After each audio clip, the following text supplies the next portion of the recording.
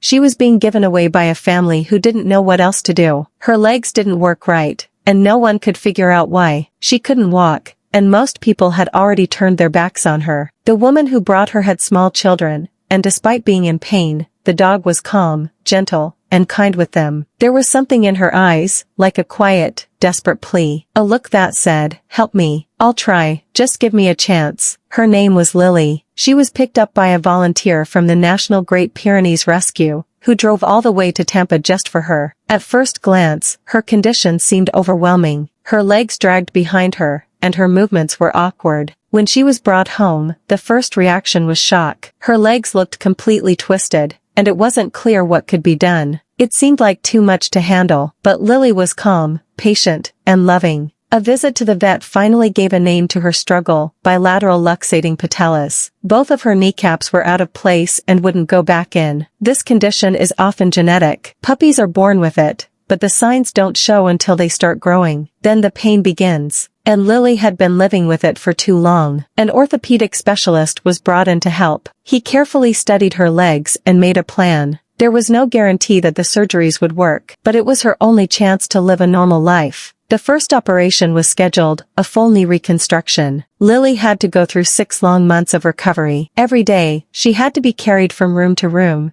outside for bathroom breaks, back inside for rest. She weighed 90 pounds. And lifting her wasn't easy. The house was lined with blankets to help her move on the hardwood floors. Her steps were slow, and her body heavy with effort. But she tried. Even during the hardest days, Lily never lost her spirit. She would drag herself to the door just to feel the sun. She would lie down in the grass and try to play with the other dogs. Her body was hurting, but her heart was still full of joy. By the time the second surgery came around, she had grown even bigger. She now weighed 120 pounds, a normal size for her breed, but even harder to carry. The recovery took another 4 months. Still, Lily remained calm and brave through it all. Slowly, something began to change. One day, she started to walk without help. Then came little runs. Then came playtime in the yard. Her legs, once weak and crooked, were now steady and strong. She could do everything she couldn't before: walks, play, even running freely across the grass. She had waited so long for this moment. After so much pain, so much effort, she was finally free. Now, Lily lives like any other happy dog. She runs without hesitation, plays without fear, and rests in the sun whenever she likes. She loves being cuddled and seeks out love wherever she goes.